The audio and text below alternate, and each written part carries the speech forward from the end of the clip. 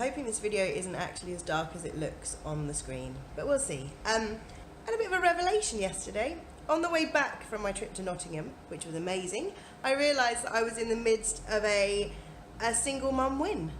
That weekend was the first weekend that I had been away with both kids as a single parent.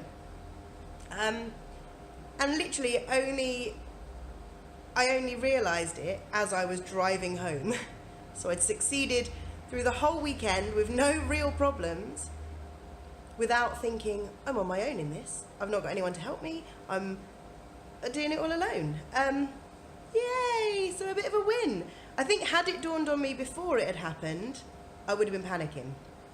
Because it is hard as a single parent. I've got the biggest amount of respect for anyone that has been doing it for any amount of time, really.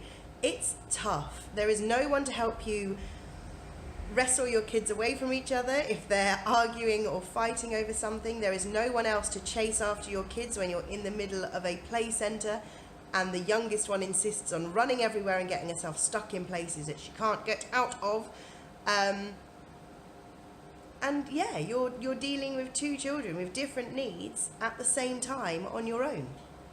I mean, I'm very glad, I have to admit, I was very glad that I was at Nicola and Bill's when it was all happening, because they've got two kids, they know what it's like. But saying that, mine were, for the most part, very well behaved. Didn't have to do too much shouting, I didn't have to do too much chasing. But yeah, did it all on my own. That's a bit crazy. I mean, it was exhausting because they both decided to stay up late the first night. At Morley's party, like I said, Erin just went. She just went nuts and was climbing in the kind of bigger kids' play area and getting stuck and not able to figure out how to come out. So I was chasing her the whole time, which meant I didn't really get to stop and talk to the people that I know and Nicola's parents and all of that sort of stuff. So it was kind of a bit crazy at the party. But for the most part, it was pretty good. They were amazing on the way up there and on the way back. They slept or they sat quietly in the car and were very well behaved. Yeah. Did it? But it is one of those things I think could be really daunting had I really thought about it before it had happened. Because I've been out with them both, obviously a lot, but never been away for one night, 2 nights, just on my own.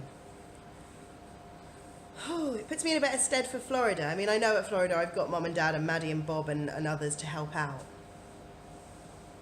But overall, you're the one that is responsible for those children.